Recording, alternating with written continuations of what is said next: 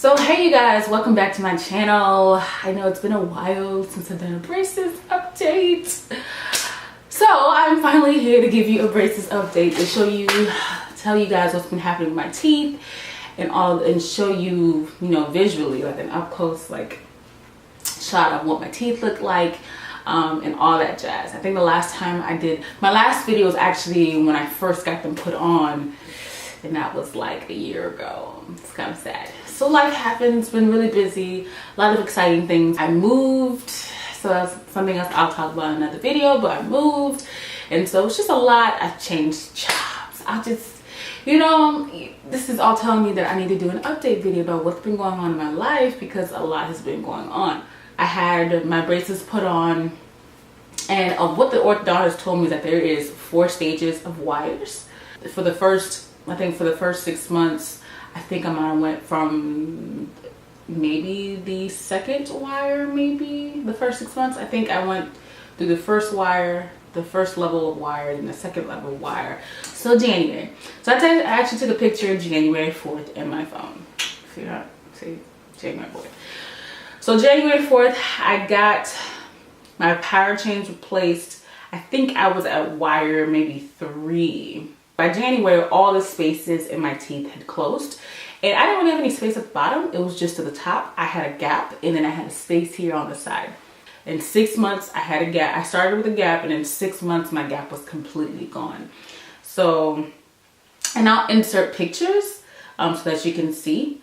I'm actually looking at the January picture. There's like a little slither, which I'll post a picture and you'll see that. Like a little slither in January of my gap. So in 7 months, my gap completely closed, and I'll insert that picture here as well. But as you'll notice is that my teeth all the gaps were closed, but my teeth were hitting like this. They were hitting head on. What they're really supposed to do is overlap. So your top teeth is supposed to come over the bottom and overlap, and mine weren't doing that because they were hitting straight on. So in January, the hygienist took like this, it almost looked like a nail filer, and she filed in between like the first maybe 4 to 6 teeth at the bottom, just teeth in the front.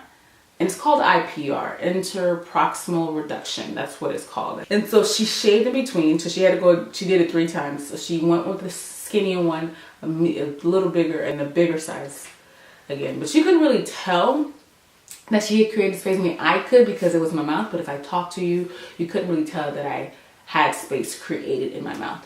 And so I had the Powerchains on again. They hurt like crap because I went through a period of time where the Powerchains stopped hurting because there was no space that was closing anymore. So all the space had closed, and now that they reintroduced space, it was like crazy all over again. The shaving was so bad because it's just, imagine someone taking a nail filer and then your teeth are already sensitive, and then shaving in between your teeth. It's like someone's rocking my brain, one, and then just the pain of someone forcing my teeth to shake back and forth to create space was the absolute worst. Like, I thought I was gonna die, y'all, in the chair. Like, I wanted to scream. It was so bad. So February, I go back for my appointment, and still my teeth are supposed to overlap, and they're still doing this. So then the hygienist had to create more space. So she did the same process she did in January. And so again, I didn't get new wires, like the same. I was still on number 3, and they just replaced and put a new wire 3 in both top and bottom, and they gave me Powerchains all over again to close that space. And again, it hurt like crap. So then it comes to April, and I actually have a video of April. So April comes around, and my teeth still, like, it wasn't enough space to do what my teeth needed to do. So then the orthodontist, when my appointment came in April, was like, oh, well, there's another tool that he has that he can still create the space in my teeth, but it won't hurt. So it looks like the best way I could describe it, it looks like a little pizza blade. It's like maybe that big. It's like not a big blade. It's like a pizza blade, like a pizza cutter, but it's like a little blade. And I think he controls it with a pedal or something, or maybe there's a button on the machine. I don't even know. But what it does is that the blade is spinning really, really quickly. And so what he does is that he takes the blade and then he slides it in between my teeth, and it kind of slices the enamel on the outside of my teeth. I do. That's when it's going to see it. Okay. I got you. All right, just record maybe one spot. All right? Is that okay? Okay. So this is just going to go in between the teeth. I'm going to protect the gums with this.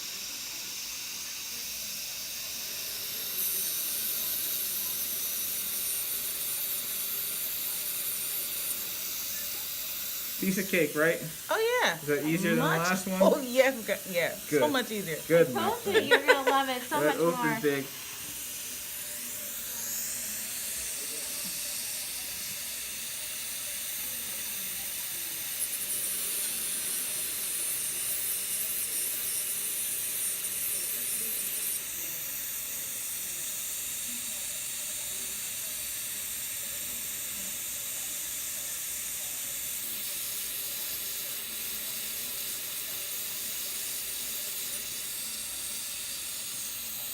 Okay.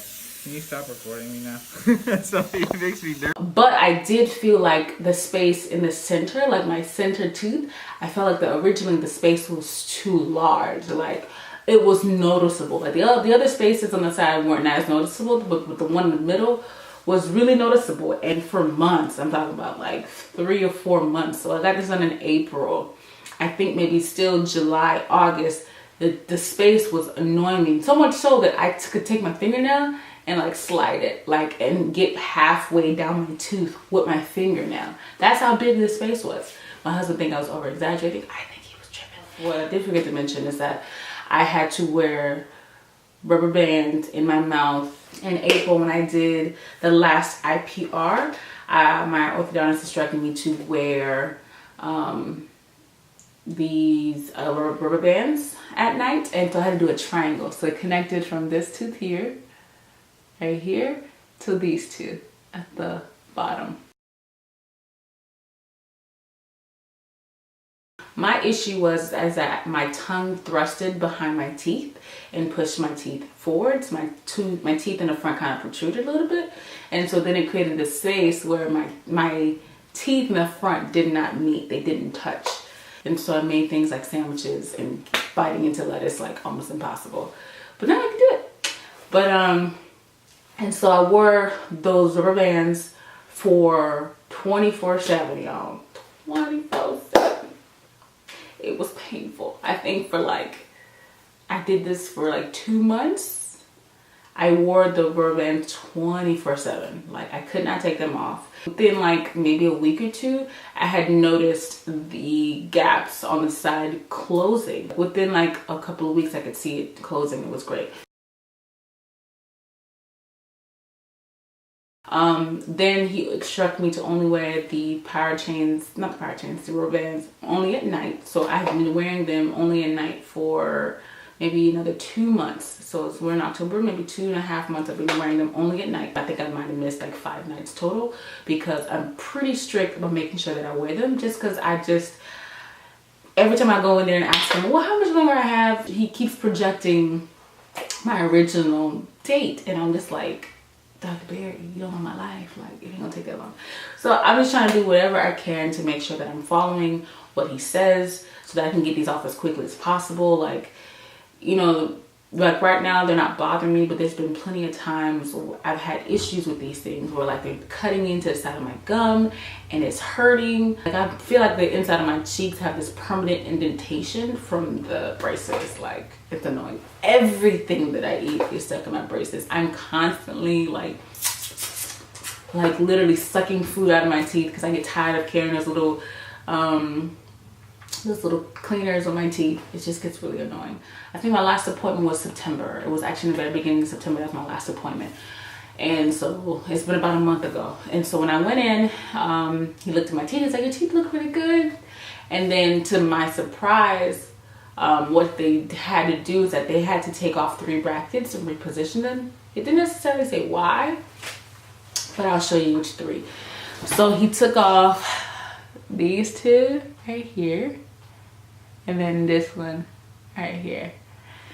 So he had to reposition those 3 brackets for whatever reason. He had to reposition them. And so to my surprise, so as she's putting on the wire, she's like, you made it to your last wire for your bottom row. I was so excited, y'all. Like, I had anticipated him taking off the 3 brackets and repositioning that, because he told me that in my appointment in like July. But I did not think he was gonna, you know, give my last word to the bottom. So that means my teeth at the bottom are in their final stages of where they need to be, which is really exciting. The top, not yet, but it's alright though. That's pretty much where I have been. I'm gonna show you a close-up of my teeth so you can see what it looks like. So I'm trying to keep them as white as possible. I eat a lot of pasta sauce, unfortunately, and curry, so they stain really easily. But these are my teeth. All right, my top lays over the bottom, and you can still actually see a little space from when he shaved. It doesn't go as deep anymore. So the side is where I still have the problem, and the space on here hasn't closed. So like these touch, this is where I wear the rubber band at night, right here. So this stays closed, but then these teeth in the back aren't touching. So right here. So same thing on this side as well.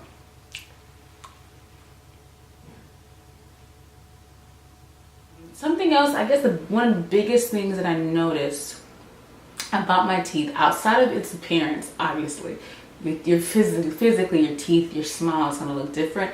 So obviously the position of your teeth are going to change the way your jaw looks, the position of your lips, like different things like that. That's something that comes with your teeth repositioning.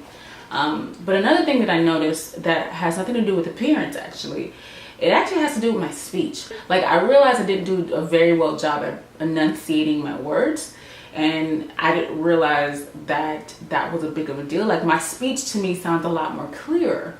Like, I guess the notes as I'm talking, or the enunciation of certain letters is more pronounced, and so I can actually hear the difference in my speech. My tongue rested behind my teeth, and my jaw kind of being out of whack, kind of, in a sense, because of my teeth being misaligned, that it changed the way that my speech sounded, or the way, you know, the way my voice carried as I'm talking, the way it sounded. And I thought that was just really, really cool. So like, if you want to, feel free to go to my other videos, even our couples videos. That's where I really noticed the difference, which was in December of last year when we did our couples video, or January, I don't remember. When we did our video where I really noticed the difference, when my speech actually sounded clear. So I'm actually kind of curious to see what it sounds like now versus just 6 months ago when I released that video, or 7 or 8 months ago when I released that video, versus my very first video on YouTube when I'm talking. So especially just the way that when I look at myself head on talk, like it looks different. It looks entirely different. One of the orthodontists that I had come across online kind of sent some info to them, asking, like, you know, questions about my speech and my tongue and things of that nature. And so the biggest thing she told me, she's like, if you do not get a handle, or, you know, retrain your tongue to rest properly, you'll pretty much undo what you've spent all your time and effort in correcting. She said braces can't correct the problem of your tongue. It doesn't do that. And so you really have to make she's like, you really need to train yourself to properly rest your tongue where it needs to be, so that you don't create the problem and have the same problem all over again, and then investing all that money into braces yet again for a problem that braces can't correct. What I started doing is actually looking up videos on YouTube of like speech pathologists, and like the different exercises that they had, and we had to pronounce like T and like C where your tongue rested, and make sure that your tongue rested on the roof of your mouth and not behind your teeth. And so I actually have been making a conscious effort to make sure my tongue is resting on the roof of my mouth. Like, I noticed there's a lot of things that I noticed about myself that obviously unless you're going through it, you would notice it about yourself too. But I'm just really conscious about my teeth, and y'all, I'm investing a lot of money and time that I don't want to undo. That's all I have to say about my braces update. If you have any specific questions that you have about my braces, about how the progression has been going, etc. Let me know. Leave those comments or those questions in the comment section below, and I'll make sure I answer them as quickly as possible. I try to make sure I covered everything, but obviously it's been a little long time since I've done a video, and so I probably forgot something. But yeah, just, you know, leave a little message at the bottom and I'll get back to you. So yeah, if you like this video, give it a thumbs up, save your video in your collection, share it with your people. You know, another thing you guys should be doing, you mean, if you want to see more videos, because I'll be you know, more regular this time, I promise. Make sure you hit that bell so you'll be the first person to know, or the very first persons to know when I have posted a video and when it goes live. Thank you guys for supporting me and watching this video, and I'll catch you guys in the next one. Bye.